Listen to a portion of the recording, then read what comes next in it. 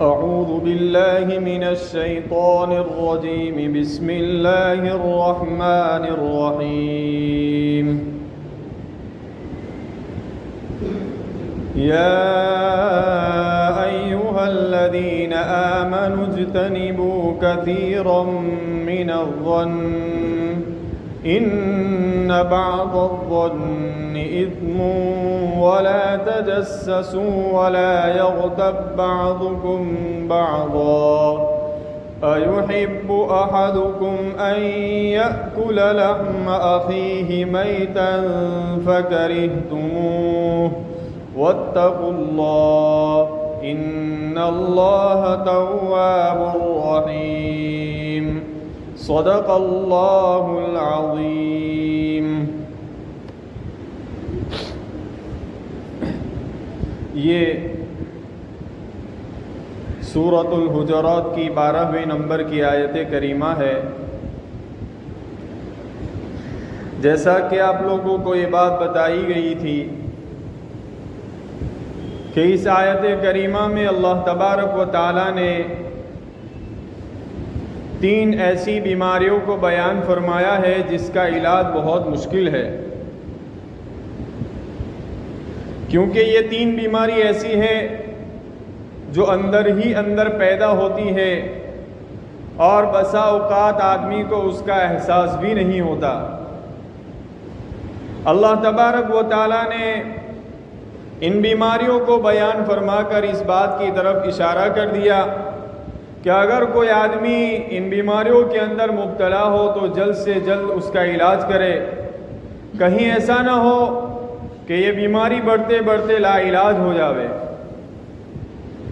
اس میں جیسا کہ پہلی بیماری کو بیان کیا تھا بدگمانی، جس کی قدر تفصیل آپ لوگوں کے سامنے بیان کر دی گئی تھی۔ دوسری بیماری جاسوسی ہے جو بدگمانی سے پیدا ہوتی ہے، اس کی بھی تفسیر آپ لوگوں کے سامنے مختصراً بیان کر دی گئی تھی۔ تیسری بیماری جس کی تشریح اور تفسیر مختصر آج آپ لوگوں کو بتانی ہے وہ ہے غیبت۔ اللہ تبارک و تعالی ارشاد فرماتے ہیں وَلَا يَغْتَبْ بَعْضُكُمْ بَعْضًا، اور تم میں سے بات کی غیبت نہ کرے۔ یہ بہت ہی بڑی اور بھیانک بیماری ہے۔ سب سے پہلی بات تو یہ ہے کہ غیبت کس کو کہتے ہیں؟ تو اپنے بھائی کی پیٹھ کے پیچھے برائی کو بیان کرنا اس کو غیبت کہتے ہیں۔ اپنے بھائی کی پیٹھ کے پیچھے کسی برائی کو بیان کرنا اس کو غیبت کہتے ہیں۔ حدیث میں اس کی تفسیر و تشریح موجود ہے۔ چنانچہ حضرت نبی کریم صلی اللہ علیہ وسلم نے ایک مرتبہ صحابہ سے دریافت فرمایا کیا تدرون ما الغیبہ، کہ کیا تم غیبت جانتے ہو، غیبت کیا ہے؟ صحابہ نے جواب دیا کہ اللہ اور اس کے رسول صلی اللہ علیہ وسلم زیادہ جانتے ہیں۔ اللہ کے رسول صلی اللہ علیہ وسلم نے فرمایا غیبت کی تعریف کرتے ہوئے کہ اپنے کسی مسلمان بھائی کی پیٹھ کے پیچھے ایسی بات کرنا جس کو وہ ناپسند کرتا ہو، یہ غیبت ہے۔ صحابہ نے عرض کیا کہ اللہ کے رسول اگر وہ برائی اور وہ چیز جو بیان کی گئی ہے اگر وہ اپنے بھائی کے اندر موجود ہو تب بھی؟ آپ نے فرمایا تبھی تو غیبت ہے۔ اگر وہ چیز جو اس کے اندر نہیں ہے اور آپ نے اس کو بیان فرمائی ہے تو یہ تو تہمت ہے، اور یہ تہمت تو غیبت سے بھی بڑا گناہ ہے۔ یہ تہمت غیبت سے بھی بڑا گناہ ہے۔ تو بہرحال غیبت ایک بہت ہی خطرناک اور بھیانک گناہ ہے۔ آدمی کو چاہیے کہ اس سے بچے، آدمی کو چاہیے کہ اس سے بہت احتیاط کرے اور اس سے بچے۔ جب آدمی کا مزاج خراب ہو جاتا ہے، آدمی اس بیماری کے اندر مبتلا ہوتا ہے۔ بعض اوقات آدمی ناقابل دور اندیشی کی بنیاد کے اوپر بھی یہ کام کر بیٹھتا ہے، ناعاقبت اندیشی کی بنیاد کے اوپر یہ کام کر بیٹھتا ہے کہ آدمی کو اس کا خیال ہی نہیں رہتا کہ دنیا اور آخرت کے اندر اس کا نقصان کیا ہوگا۔ آدمی کو اس کا احساس نہیں ہوتا، آدمی اس بیماری کے اندر مبتلا ہو جاتا ہے۔ اس لیے بڑی تاکید کے ساتھ اللہ تبارک و تعالیٰ نے اس آیت کریمہ کے اندر یہ بات ارشاد فرمائی وَلَا يَغْتَبْ بَعْضُكُمْ بَعْضًا کہ تم میں سے بعض کی غیبت نہ کرے۔ موجودہ دور کے اندر وہ طبقہ جس کے اوپر دینداری کا لیبل لگا ہوا ہے وہ بھی اس بیماری کے اندر مبتلا ہے۔ عام بیماری ہر ایک کے اندر پائی جاتی ہے، چاہے وہ عالم ہو، مفتی ہو، ڈاکٹر ہو، وکیل ہو، کوئی بھی ہو، الا ماشاء اللہ کوئی طبقہ ایسا ہوگا جو اس بیماری سے، اس بیماری کے اندر مبتلا نہ ہو۔ ورنہ مسجد کے اندر، صف اولیٰ کے اندر بھی لوگ اس گناہ کے اندر مبتلا ہیں۔ اللہ ہماری حفاظت فرمائے۔ اس لیے آدمی کو اس بیماری سے اپنے آپ کے علاج کرنا چاہیے اور اس بیماری سے جتنا بھی ہو سکے بچتے رہنا چاہیے۔ یہ بہت ہی بھیانک اور خطرناک بیماری ہے، بلکہ حدیث شریف میں حضرت نبی کریم صلی اللہ علیہ وسلم نے یہ بات ارشاد فرمائی الغیبۃ اشد من الزنا کہ غیبت یہ تو زنا سے بھی بڑا گناہ ہے۔ غیبت یہ زنا سے بھی بڑا گناہ ہے۔ صحابہ نے عرض کیا، صحابہ نے دریافت فرمایا اللہ کے رسول یہ کیسے؟ اللہ کے رسول صلی اللہ علیہ وسلم نے جواب دیا کہ جب آدمی زنا کرتا ہے، توبہ کر لیتا ہے، اللہ اس کی مغفرت فرما، اس کو معاف فرما دیتے ہیں۔ لیکن جب کوئی بندہ کسی کی غیبت کرتا ہے، جس آدمی کی غیبت کی گئی ہے وہ آدمی جب تک معاف نہ کرے اللہ بھی معاف نہیں فرماتے، اللہ بھی معاف نہیں فرماتے۔ اگر ہمارے معاشرے کے اندر عام طور پر دیکھا جاتا ہے کہ اگر آدمی زنا کر کے آ جاتا ہے، لوگ اس کو اتنی گندی نگاہ سے دیکھتے ہیں، یوں لگتا ہے کہ دنیا میں اس سے بڑا گنہگار ہی کوئی نہیں ہے، اور اس کی عزت کو پامال کیا جاتا ہے اگر کوئی آدمی زنا کر کے آتا ہے۔ لیکن وہی چیز اور وہی آدمی مسجد میں بیٹھ کر صف اولیٰ کے اندر غیبت کرتا ہے، اگر وہ مفتی صاحب ہے تو مفتی صاحب کی عزت وہی باقی رہتی ہے، عالم صاحب ہے، عالم صاحب کی وہی عزت باقی رہتی ہے، اگر وکیل ہے تو اس کی عزت برقرار رہتی ہے۔ حالانکہ حدیث یوں کہہ رہی ہے کہ غیبت تو زنا سے بھی بڑا گناہ ہے، بڑا گناہ ہے۔ لیکن ہماری توجہ اس کی طرف نہیں جاتی، کیونکہ ہم نے اس کو چھوٹا گناہ سمجھ رکھا ہے۔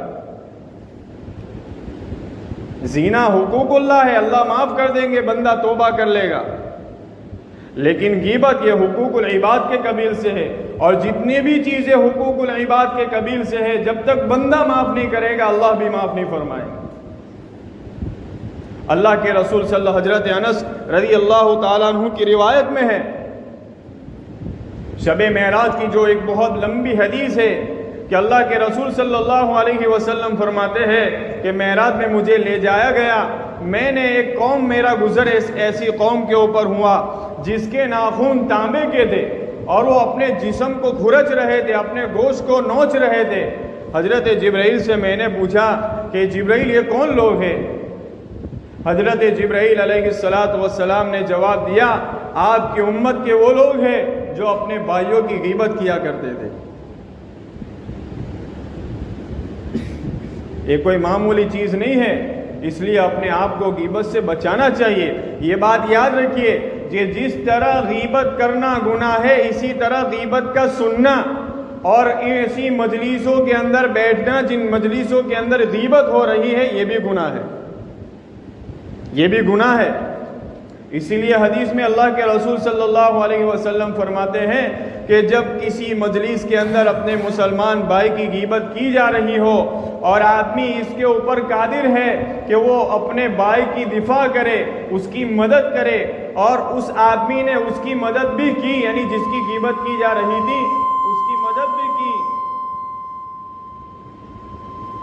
اس کی مدد بھی کی تو اللہ تبارک و تعالیٰ دنیا اور آخرت کے اندر اس آدمی کی مدد فرمائیں گے۔ لیکن مدد کی قدرت کے باوجود بھی آدمی نے غیبت کو سنا، اس کے اوپر راضی رہا اور کچھ بھی اپنے بھائی کا دفاع نہیں کیا تو اللہ تبارک و تعالیٰ اس آدمی کی دنیا اور آخرت کے اندر پکڑ فرمائیں گے۔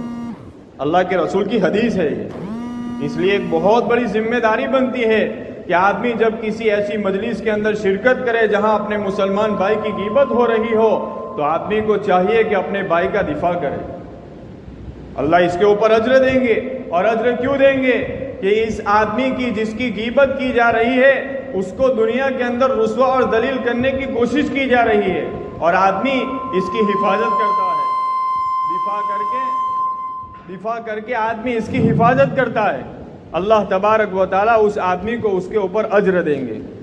لیکن اگر آدمی نے جہاں غیبت ہو رہی تھی جس مجلس کے اندر، اسی کے اندر شرکت کر لی اور وہ غیبت سنتا رہا، مزے لیتا رہا اور اپنے مسلمان بھائی کا دفاع نہیں کیا، تو اللہ تبارک و تعالیٰ اس کو بھی دنیا اور آخرت کے اندر ذلت کا طوق پہنا دیں گے. اس لیے بہت بڑی ذمہ داری بنتی ہے کہ آدمی ایسی مجلسوں سے حتی الامکان بچے، محفوظ رہے، اور جہاں ایسی مجلس غیبت ہو رہی ہے ایسی مجلسوں کے اندر شرکت نہ کرے. حضرت میمون رحمۃ اللہ علیہ فرماتے ہیں کہ میں نے ایک مرتبہ خواب دیکھا، اور میں نے خواب میں دیکھا کہ مردہ جسم پڑا ہوا ہے، اور کہنے والا مجھ کو یوں کہہ رہا ہے کہ تو ان کو کھا. حضرت میمون فرماتے ہیں میں نے اس کو خواب میں کہا ہے خدا کے بندے میں اس کو کیوں کر کھاؤ؟ اس آدمی نے خواب کے اندر کہا کہ تو نے فلاں غلام کی غیبت کی ہے. فرمایا خدا پاک کی قسم، نہ تو میں نے اس کی کوئی اچھائی اور نہ تو کوئی برائی بیان فرمائی ہے. تو اس خواب میں اس آدمی نے کہا کہ ہاں تو نے بیان تو نہیں فرمائی، تو نے تو نہیں کہا، لیکن تو نے اس غلام کی غیبت کو سنا اور اس کے اوپر تو راضی رہا.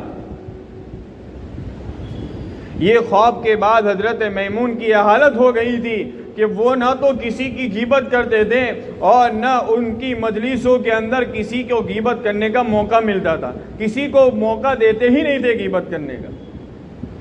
اس لیے آدمی کو چاہیے، بہت بڑا گناہ ہے، اپنے آپ کو بچائے، اپنے آپ کی حفاظت فرمائے. اب سوال یہ پیدا ہوتا ہے کہ بہت سارے ایسے لوگ ہیں جو دنیا کے اندر کہ انہوں نے غیبت کی ہے، لیکن جس آدمی کی غیبت کی ہے وہ آدمی دنیا سے چلا گیا، معافی نہیں مانگی، دنیا سے چلا گیا. اب اس کا کیا کرے؟ حدیث کے اندر اس کا بھی علاج بتایا. ایک تو آدمی کو معافی مانگنے کا موقع ہی نہیں ملا، یا تو ابھی وہ آدمی مرا نہیں ہے، حیات ہے، اور آدمی نے اس کی غیبت کی ہے، وہ جانتا ہے کہ میں نے اس کی غیبت کی ہے، لیکن آدمی کو یہ اندیشہ ہے کہ اگر میں اس آدمی کے پاس معافی مانگنے جاؤں گا غیبت کی تو بجائے ایک بہت بڑا فتنہ کھڑا ہو جائے گا، بجائے معافی کے بہت بڑا فتنہ کھڑا ہو جائے گا، لڑائی جھگڑا ہو جائے گا. تو اب کیا کرے؟ تو حدیث کے اندر اس کا بھی علاج بتایا کہ ایسی صورت کے اندر آدمی، حدیث کے اندر ہے کہ غیبت کا کفارہ یہ ہے کہ آدمی جس آدمی کی غیبت کی گئی ہے اس کی مغفرت کی دعا کرے کہ اللہ تم ہماری اور ان کی مغفرت فرما دے.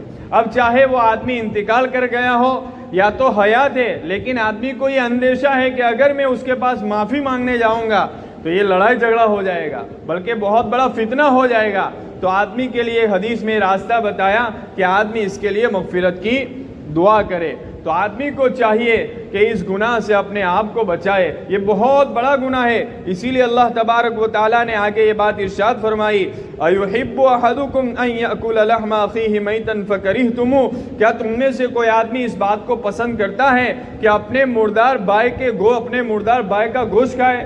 ظاہری بات ہے کوئی بھی آدمی اس کو پسند نہیں کرتا.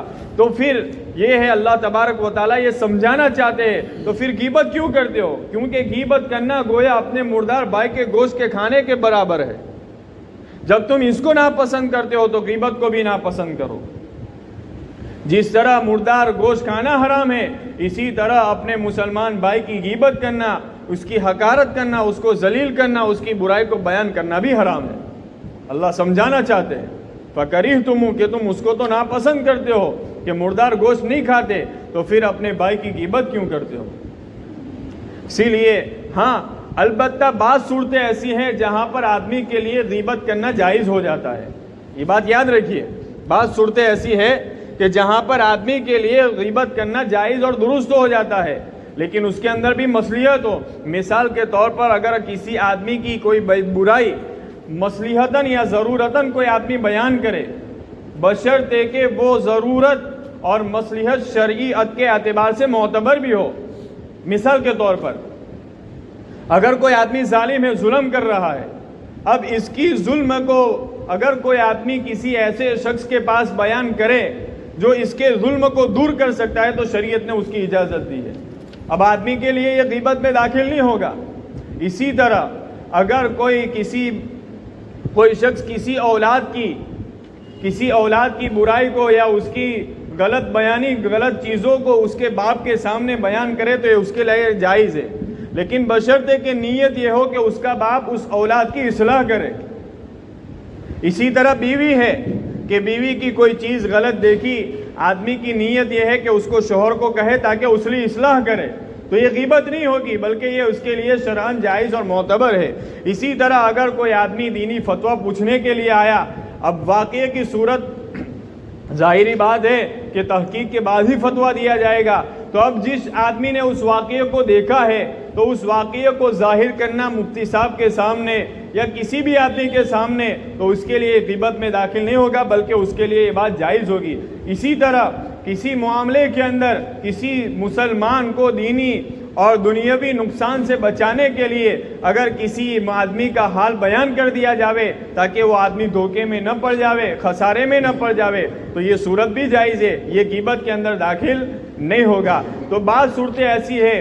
اسی طرح اگر کسی آدمی نے ہم سے کسی کے بارے میں مشورہ لیا، مثال کے طور پر نکاح کا موقع ہوتا ہے، آدمی تحقیق کرتا ہے کہ لڑکی والے کیسے ہیں، لڑکا کیسا ہے. اب یہاں پر عام طور پر ہماری حال یہ ہے کہ ہم اس کی اچھائیاں بیان کرتے ہیں. نقصان یہ ہوتا ہے کہ جب شادی ہو جاتی ہے حالانکہ ہمیں معلوم ہے کہ اس آدمی کے اندر یہ برائیاں ہیں، لیکن پھر بھی ہم اس کی اچھائیاں بیان کرتے ہیں. یہ غلط بات ہے. جب آدمی نے ہمارے اوپر بھروسہ اور اعتماد کر کے ہم سے مشورہ لیا ہے تو ہماری ذمہ داری ہے کہ جو بھی خوبیاں اور جو بھی خامیاں اس کے اندر جو بھی نقص موجود ہو آدمی اس کے سامنے بیان کر دے. یہاں پر آدمی کو گناہ نہیں ہوگا. اللہ کے رسول صلی اللہ علیہ وسلم کے اسی نکاح کے موقع کے دو آدمیوں کے بارے میں پوچھا گیا. اللہ کے رسول صلی اللہ علیہ وسلم نے ان کے اندر جو بھی برائیاں پائی جاتی تھی آپ نے ان کو بیان فرمایا ہے. ایسے موقع کے اوپر آدمی بولا بن جاتا ہے اور سامنے والے کی اچھائیاں بیان کرتا ہے. نقصان کیا ہوتا ہے کہ جب رشتہ طے ہو جاتا ہے آگے چل کر میاں بیوی یا تو گھر والے کو بہت بڑا نقصان اٹھانا پڑتا ہے. تو مسلمان کو نقصان سے بچانے کے لیے اگر کسی آدمی کے حال کو بیان کر دیا جاوے تاکہ وہ دھوکے میں نہ پڑ جاوے، یہ غیبت کے اندر داخل نہیں ہے. تو آدمی کو چاہیے کہ بعض اوقات ایسے ہوتے ہیں کہ آدمی کے لیے غیبت کرنا یہ جائز اور درست ہو جاتا ہے، لیکن میں نے بتایا شروع کے اندر کہ آدمی اس سلسلے کے اندر حدود سے حد سے تجاوز نہ کرے. اپنے دل کو پوچھے کہ میں یہ جو کر رہا ہوں کس کے لیے کر رہا ہوں. کہیں ایسا نہ ہو کہ ہم تو یوں سمجھے کہ ہم اس کی اصلاح کر رہے ہیں حالانکہ ہمارا دل یوں کہہ رہا ہے کہ ہم اس کو ذلیل کر رہے ہیں. اس لیے آدمی احتیاط کرے اس سلسلے کے اندر. اللہ تبارک و تعالیٰ نے اسی لیے آگے ارشاد فرمایا واتقوا اللہ، کہ تم اللہ سے ڈرو، تم اللہ سے ڈرو.